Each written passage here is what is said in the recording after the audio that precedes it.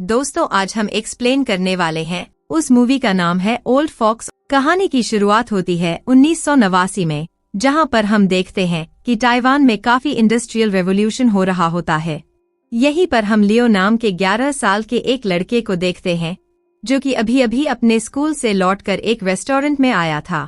हर दिन स्कूल से लौटते वक्त लियो इस रेस्टोरेंट में आ जाता और अपने पिता टाइलर का इंतजार करता, जो कि इस रेस्टोरेंट में काम करते हैं।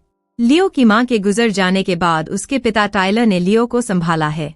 अपने काम से लौटने के बाद टाइलर अपने घर पर अपना इंस्ट्रूमेंट सैक्सोफोन बजा रहा होता है। तभी वहां पर एक खूबसूरत लड़की जिसका नाम चेन चेन है, वह वहां पर उसका रूम का किराया लेने आती है और वह लियो के लिए कुछ स्नैक्स खाने के लिए भी देती है। और चेन चेन टाइलर को बताती है कि उसके बॉस सड़क के पास में एक दुकान की छोटी सी जमीन बेचने वाले हैं और वह जमीन अगले महीने बिकने लगेगी। चेन चेन टाइलर से उस जमीन को खरीदने के लिए कहती है, क्योंकि टाइलर ने एक बार चेन चेन से कहा था कि वह आगे जाकर एक छोटी सी सैलून की शॉप खोलना चाहता है।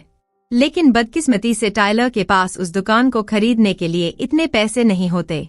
चेन चेन के जाने के बाद लियो टाइलर से कहता है कि डैड रेंट पे रहने से तो बढ़िया होगा कि हम उस जमीन को खरीद लें और उसी पर हम बिजनेस करें और वहीं पर हम रहने लगे।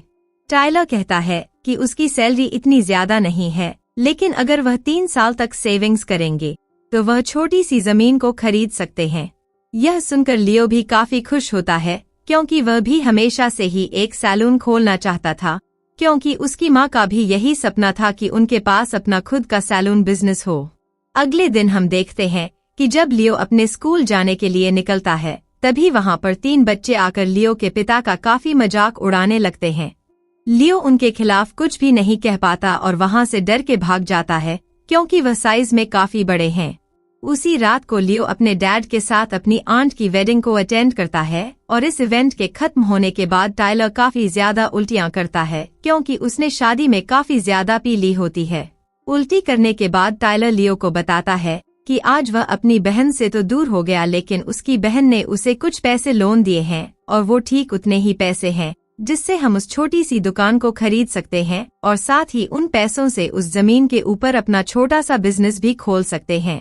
यह खबर मिलने के बाद लियो भी काफी खुश हो जाता है, क्योंकि अब उन दोनों का सपना पूरा होने वाला था। अगली सुबह ब्रेकफास्ट पर टाइलर और लियो दोनों ही इस बारे में बात कर रहे होते हैं कि वह रोड के किस साइड अपनी दुकान खोलेंगे।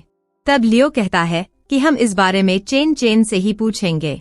रात को जब टाइलर रेस्टोरेंट से अपनी ड्यूटी पूरी करके अपने घर की तरफ जा रहा होता है, तभी उसे याद आता है कि क्रिसमस आने वाला है।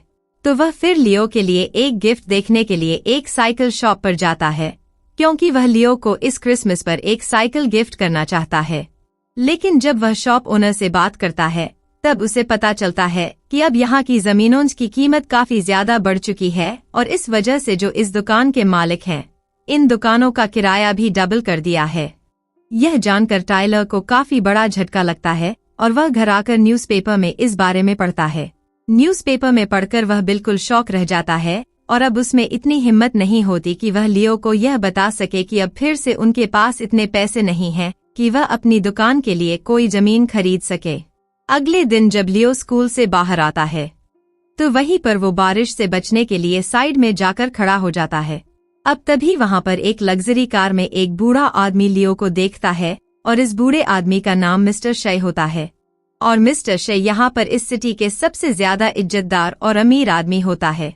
और वो यहाँ पर जब लियो को बारिश में भीगते हुए देखता है, तो वो उसे अपनी कार में बुलाता है। तो चुपचाप लियो भी यहाँ पर आकर उस कार में बैठ जाता है। अब यहाँ पर कार के चलते मिस्टर शे लियो को थोड़ा डराता है कि आजकल किडनैपिंग काफी ज्यादा हो रही है। अब यह सुनकर लियो भी काफी घबरा जाता है। अब यहाँ पर डिनर करते वक्त लियो टाइलर को बताता है कि आज वह एक बूढ़े आदमी से मिला था। और यहाँ पर जब टाइलर को पता चलता है कि वो बूढ़ा आदमी और कोई नहीं बल्कि मिस्टर शे है, तब वो यहाँ पर लियो को बताता है कि उन्हें सिटी में सब ओल्ड फॉक्स कहकर बुलाते हैं और वह इस पूरे शहर के सबसे खतरनाक बिजनेसमैन हैं। और जिस किसी ने भी उनसे पंगा लिया है, वह इस शहर से गायब हो चुका है। अब यह सुनकर लियो भी काफी घबरा जाता है और इसी के बाद यहाँ पर टाइलर लियो को बता देता है कि अब फिर से उनके पास इतने पैसे नहीं हैं कि वह कहीं पर भी दुकान खरीद सकें, क्योंकि आसपास की सारी जमीनों की कीमत काफी ज्यादा बढ़ चुकी है। इस वजह से अब उन्हें 3 साल और पैसे जोड़ने पड़ेंगे और अब तभी वह जमीन खरीद पाएंगे। अब यह सुनकर लियो काफी ज्यादा उदास हो जाता है और अब इसके बाद अगले दिन एक बार फिर से स्कूल से वापस आते वक्त लियो मिस्टर शे से एक बार फिर से मिलता है और आज यहाँ पर लियो मिस्टर शे से साफ कह देता है कि वह उनसे नहीं डरता और वह जानता है कि उनका नाम ओल्ड फॉक्स है। और यह जानकर मिस्टर शे काफी खुश होते हैं और उसकी हिम्मत की दाद देते हैं और उसे कार में बैठने को कहते हैं। और यहाँ पर मिस्टर शे लियो से कहते हैं, तो तुम मुझसे नहीं डरते, लेकिन फिर तुम अपने स्कूल के लड़कों से क्यों डरते हो? तो तब यहाँ पर लियो कहता है कि वो लोग मेरे से काफी ज्यादा बड़े और ताकतवर हैं और मैं कुछ नहीं कर सकता हूँ। तब यहाँ पर मिस्टर शे लियो से कहता है कि तुम्हें उनसे जीतने के लिए उनसे ताकतवर होने की जरूरत नहीं है, तुम्हें तो बस उनकी किसी कमजोरी का पता होना चाहिए, एक ऐसी कमजोरी जिसके आगे वह अपने घुटने टेक दें। और अब इसके बाद रात को अकेले पार्क में उदास बैठा होता है, क्योंकि वह जानता है कि अब उसकी माँ का सपना पूरा नहीं हो सकता, इसलिए वह काफी उदास बैठा होता है। लेकिन अब थोड़ी देर बाद वहाँ पर टाइलर आता है और वो लियो को समझाता है कि उसे इतनी चिंता करने की जरूरत नहीं है, वो एक दिन जरूर एक दुकान खरीदेंगे और उसकी माँ का सपना जरूर पूरा करेंगे। फिर महीने के आखिर में तेज ठंड पड़ने के कारण टाइलर की तबीयत काफी खराब हो जाती है और जब चेन रेंट कलेक्ट करने के लिए आती है तो तब यहाँ पर लियो उसे अपने पिता टाइलर की कंडीशन के बारे में बताता है कि उनकी तबीयत काफी ज्यादा खराब है। तो तब यहाँ पर चेन टाइलर की तबीयत को चेक करती है और लियो को अपने साथ रेस्टोरेंट में खाना खाने के लिए ले जाती है। और यहाँ पर लियो चेन को उसकी गुजरी हुई माँ का एक दुकान खोलने का सपना बताता है और यहाँ पर लियो बताता है कि उसकी माँ का यही सपना था कि उनकी भी अपनी दुकान होगी और इसलिए वो अब एक दुकान खोलकर उसकी गुजरी हुई माँ का सपना पूरा करना चाहता है। और यहाँ पर लियो चेन से काफी रिक्वेस्ट करता है उस दुकान की कीमत को कम करने के लिए, लेकिन यहाँ पर चेन बताती है कि यह मेरे हाथ में नहीं है, लेकिन मैं तुम्हें अपने बॉस मिस्टर शे से मिलवा सकती हूँ और तुम अगर उनसे डायरेक्टली यह बात बोलो तो शायद वो तुम्हारी रिक्वेस्ट को एक्सेप्ट कर लें। और अब अगले दिन जैसा कि चेन ने प्रॉमिस किया था, वो लियो को लेकर अपने बॉस मिस्टर शे के घर जाती है। अब जब वहाँ पर लियो मिस्टर शे के घर पहुँचता है तो वो उनका आलीशान घर देखकर बिल्कुल सरप्राइज रह जाता है। और इसके बाद मिस्टर शे लियो से बात करते हैं तो लियो यहाँ पर मिस्टर शे से रिक्वेस्ट करता है कि वो प्लीज उस दुकान की कीमत को कम कर दें, लेकिन यहाँ पर मिस्टर शे लियो की रिक्वेस्ट को मना कर देते हैं और वो यहाँ पर लियो को एडवाइस करते हैं कि बिजनेस के अंदर फीलिंग से किस तरीके से छुटकारा पाया जाता है। और वो यहाँ पर एक गिलास पानी पीते हैं और अपनी आंखें बंद करके कहते हैं कि तुम्हारी प्रॉब्लम से मुझे कोई लेना देना नहीं है। उस रात मिस्टर शे की गाड़ी लियो को उसके घर छोड़ देती है। अब टाइलर देखता है कि लियो मिस्टर शे की गाड़ी से उतर रहा है तो वह घबरा जाता है। वह कहता है, मैंने तुमसे कहा था कि मिस्टर शे से दूर रहो, नहीं तो हमें दिक्कत हो सकती है। लेकिन लियो उसकी बात नहीं सुनता और गुस्से में अपने कमरे में चला जाता है। कुछ दिनों बाद क्रिसमस आ जाता है। टाइलर लियो के लिए गिफ्ट लेकर आता है। पहले तो लियो गुस्से में होता है, लेकिन जब उसे पता चलता है कि उसके डैड उसके लिए कई गिफ्ट लाए हैं तो वह खुश हो जाता है। वह अपने सारे गिफ्ट खोलता है। फिर टाइलर उसे उसकी नई साइकिल दिखाने के लिए ले जाता है। इसके बाद वे दोनों साइकिल चलाते हैं। एक दिन लियो अपने डैड के आने का इंतजार कर रहा होता है। तभी वह चेन को मिस्टर शे के बिजनेस कॉम्पिटिटर से बात करते हुए सुन लेता है। चेन कह रही होती है, हम साथ मिलकर मिस्टर शे के बिजनेस को खत्म कर सकते हैं।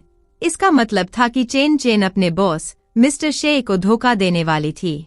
लियो यह सब सुनकर चुपचाप वहाँ से चला जाता है। घर जाते समय लियो को रास्ते में मिस्टर शे मिलते हैं। वे उसे अपनी कार में इनवाइट करते हैं। रास्ते में मिस्टर शे उन बच्चों को देखते हैं जो अक्सर लियो को बुली करते थे।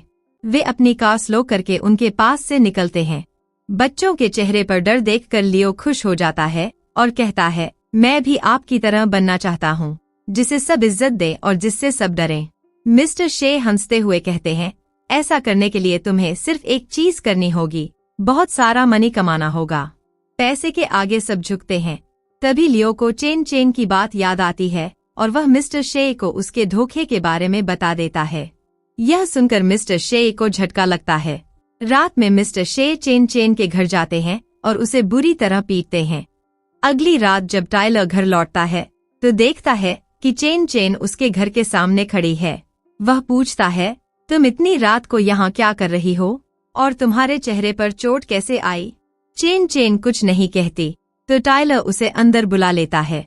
फिर चेन बताती है कि उसे जॉब से निकाल दिया गया है। उसने अपने बॉस मिस्टर शे को समझाने की कोशिश की कि यह मिसअंडरस्टैंडिंग है, लेकिन उन्होंने उसकी बात नहीं मानी।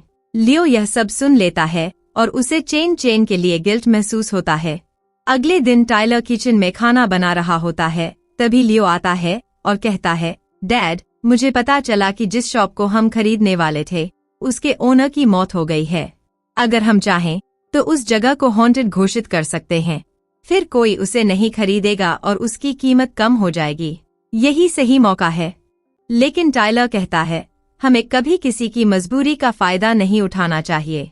लियो उसकी बात नहीं मानता और गुस्से में कहता है, मुझे दूसरों की प्रॉब्लम्स से कोई लेना देना नहीं है। यह सुनकर टाइलर गुस्से में उसे थप्पड़ मार देता है। दोपहर में लियो मिस्टर शे से मिलने उनके घर जाता है ताकि वे उस शॉप की कीमत कम करवा सकें। शॉप के बाहर लियो को अपने स्कूल के वही 3 बुलीज दिखते हैं जो कि उसे हमेशा ही बुली किया करते थे, लेकिन आज यहाँ पर लियो उनसे डरने के बजाय उन्हें कॉन्फिडेंटली फेस करता है और उन्हें सीधी धमकी दे देता है कि अपनी जिंदगी अगर ठीक ठाक चाहते हो तो मुझसे पंगा मत लो। और यहाँ पर वो 3 लड़के एक बार फिर से लियो का मजाक उड़ाने लगते हैं। लेकिन यहाँ पर लियो को भी अब तक इन लोगों का एक सीक्रेट पता चल चुका था कि इनमें से एक बुली की माँ बेसिकली पैसे कमाने के लिए गलत काम करती है, और यहाँ पर लियो उन्हें धमकी देता है कि अगर वह चाहता है कि यह बात और कहीं ना फैले तो मुझसे दूर ही रहना। अब यह सुनकर वो तीनों ही बुली वहाँ से भाग जाते हैं। अब उस जगह पर कई घंटों तक बैठने के बाद लियो डिसाइड करता है कि वो डायरेक्टली मिस्टर शे से मिलने के लिए उनके घर ही जाएगा, और इधर वो मिस्टर शे को एक कूड़े घर पर पाता है और वो यहाँ पर मिस्टर शे से एक बार फिर से रिक्वेस्ट करता है कि वो प्लीज एक दुकान की कीमत को कम कर लें। लेकिन एक बार फिर से मिस्टर शे उसका ऑफर रिजेक्ट कर देते हैं। तो तब यहाँ पर लियो काफी बुरी तरह से रोने लगता है। अब यहाँ पर लियो के शांत होने के बाद मिस्टर शे उसे घर लाते हैं और उसे बताते हैं कि एक बार वह उसके पिता टाइलर से मिला था और कोइंसिडेंटली वे दोनों ही हॉस्पिटल की एक ही लिफ्ट में जा रहे होते हैं, और उस दिन यहाँ पर तुम्हारा जन्म हुआ था और तुम्हारे माँ बाप दोनों ही काफी खुश थे। लेकिन वहीं पे उस दिन मेरी माँ का देहांत हुआ था और मैं काफी ज्यादा दुखी था, और उस दिन तुम्हारे पिता टाइलर ने मेरे दुखी होने से अपनी खुशी को भी छुपा लिया था ताकि मुझे बुरा ना लगे। और तुम्हारे पिता वाकई में काफी ज्यादा काइंड थे, और जबकि मैंने उसे ऐसा करने के लिए बोला भी नहीं था, लेकिन फिर भी वह काफी ज्यादा सेंसिटिव थे अपने आसपास के लोगों के लिए, और तुम्हारे पिता की उस काइंडनेस को देखकर मैं बिल्कुल शॉक रह गया। और यह किस्सा बताकर मिस्टर शे कहते हैं कि उस दिन मुझे पता चल गया था कि तुम्हारी माँ और तुम्हारे पिता टाइलर दोनों ही दूसरों की फीलिंग्स को समझने वाले लोग थे। अब रास्ते में मिस्टर शे बताते हैं कि जब वह छोटे थे तो उनकी माँ पहले कपड़े सिलती थी और वह काफी ज्यादा गरीब फैमिली में जन्मे थे, और उनकी फैमिली बहुत ही ज्यादा गरीब थी, लेकिन इससे उन्हें फर्क नहीं पड़ा। उन्होंने अपनी जिंदगी पूरी तरह से बदल दी और उनकी माँ के मरने के बाद उन्होंने अपने अंदर से सारी फीलिंग्स को निकाल दिया था। तभी यहाँ पर लियो म्यूजिक प्लेयर में एक गाना बजा देता है, और उस गाने को सुनकर मिस्टर शे अचानक से अपने बचपन को याद करने लगते हैं, जब वे बिल्कुल ही गरीब थे और लियो की तरह ही हमेशा लोगों से मदद की भीख मांगा करते थे, लेकिन कोई भी उनकी मदद नहीं करता था। और इन कड़वी यादों को याद करके मिस्टर शे अपने आप को बुरा महसूस करने से रोक नहीं पाते और वह बीच रास्ते में ही कार रोक देते हैं। और यहाँ पर मिस्टर शे को यह एहसास होता है कि वह और लियो बिल्कुल एक जैसे हैं, और उनकी लड़ाई भी एक ही है, और उन दोनों की लड़ाई असल में गरीबी से है। और अब यहाँ पर जब लियो कहता है कि वह बड़ा होकर मिस्टर शे जैसा नहीं बनना चाहता, तब यहाँ पर मिस्टर शे एकदम से ही शांत पड़ जाते हैं, क्योंकि लियो के शब्द बिल्कुल वही होते हैं जो कि मिस्टर शे के मरे हुए इकलौते बेटे के थे। और यह सुनने के बाद मिस्टर शे को रियलाइज होता है कि वह अपनी जिंदगी में कितने ज्यादा गलत थे। उन्होंने पैसों के लालच में अपनी फैमिली, अपनी अच्छाई और अपनी काइंडनेस को भी खो दिया था। और अब लियो के घर के रास्ते पर पहुंचते ही मिस्टर शे यह डिसाइड करते हैं कि वह इस दुकान की कीमत घटा रहे हैं, और वह टाइलर से भी इस बारे में बात करेंगे। और लियो काफी सरप्राइज होता है यह सुनकर। और अब घर पहुंचने पर लियो काफी ज्यादा रोता है और अपने पिता के लिए एक लेटर लिखता है और वह अपने लेटर में लिखता है कि अब वह फाइनली अपनी माँ का सपना पूरा कर सकते हैं और वह भी एक दुकान खोल सकते हैं। और अब अगले दिन मिस्टर शे टाइलर से मिलने उनके रेस्टोरेंट में आते हैं और टाइलर को बताते हैं कि उन्होंने शॉप ओनर को दुकान से निकाल दिया है और अब वह दुकान खाली हो चुकी है और टाइलर अब उसे कम कीमत में खरीद सकते हैं। लेकिन यहाँ पर टाइलर मिस्टर शे की ऑफर को मना कर देता है और वो मिस्टर शे से रिक्वेस्ट करता है कि प्लीज वो शॉप ओनर की फैमिली को वहाँ से ना निकाले, क्योंकि शॉप ओनर के मरने के बाद उनके पास अब कोई सहारा नहीं बचा। और जब यहाँ पर मिस्टर शे टाइलर की रिक्वेस्ट सुनते हैं तो वह स्माइल करते हैं, क्योंकि जिस टाइलर को वो जानते थे वह आज तक नहीं बदला और आज भी वह अपने से ज्यादा दूसरों की फिक्र करता है। अब घर पहुँचने के बाद जब लियो को यह बात पता चलती है कि उसके फादर ने मिस्टर शे की ऑफर को ठुकरा दिया, तो यहाँ पर लियो काफी ज्यादा गुस्सा हो जाता है और वह अपनी साइकिल को लेकर घर से भाग जाता है। एक पार्क में पहुंचने के बाद वह अकेला बैठकर वहां पर रो रहा होता है। इसके बाद थोड़ी देर बाद वहां पर टाइलर भी पहुंच जाता है और उसे शांत करने की कोशिश करता है। यहाँ पर टाइलर लियो को पूरा एक्सप्लेन करता है कि वे उनकी शॉप क्यों नहीं ले सकते।